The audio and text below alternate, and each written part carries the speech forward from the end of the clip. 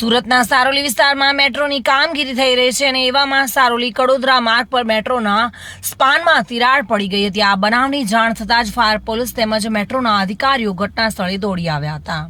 હાલમાં ત્યાં રસ્તો બંધ કરી દેવામાં આવ્યો છે અને આગળની કાર્યવાહી હાથ ધરવામાં આવી છે। હકીકતમાં સારોલી કડોદરા રોડ ભરત કેન્સર હોસ્પિટલ પાસે મેટ્રોની કામગીરી ચાલી રહી છે, જ્યાં મેટ્રોના સ્પાનમાં તિરાડ પડી હતી અને આ બનાવની જાણ થતાં જ પોલીસ, ફાયર અને મેટ્રોના અધિકારીઓ પણ ઘટના સ્થળે પહોંચી ગયા હતા। તકેદારીના ભાગરૂપે આ રસ્તો બંધ કરી દેવાયો છે અને રૂટને ડાયવર્ઝન આપવામાં આવ્યું છે, જેના પગલે અહીંયા ટ્રાફિક જામના દ્રશ્યો પણ સર્જાતા જોવા મળ્યા છે। સારોલી પોલીસ સ્ટેશનના પીઆઈ SR વેકરિયાએ પણ જણાવ્યું હતું કે આ ઘટના અંગે જાણ થતાં જ તેઓ સ્થળ પર પહોંચ્યા હતા અને સમગ્ર રૂટ પર ડાયવર્ઝન કરવામાં આવ્યું છે।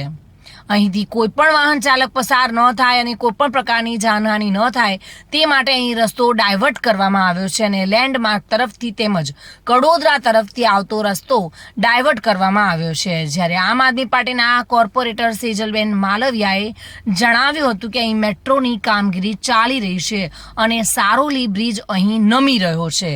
આ બ્રિજ નવો બની રહ્યો છે અને હાલમાં નમી રહ્યો છે। જો આ બ્રિજ ચાલુ થઈ ગયો હોત તો અહીં મોટી ઘટના ઘટી શકત અને સદનસીબે કોઈ જાનહાનિ થઈ નથી, પરંતુ તેઓને જાણવા મળ્યું છે કે સ્થળ પર આ બ્રિજમાં ચોખ્ખો ભ્રષ્ટાચાર દેખાઈ રહ્યો છે।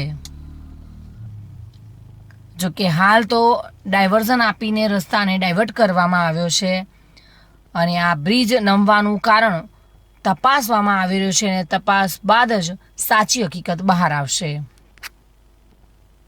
સુનિલ ગાંજાવાલા સાથે bureau report, today Gujarati news.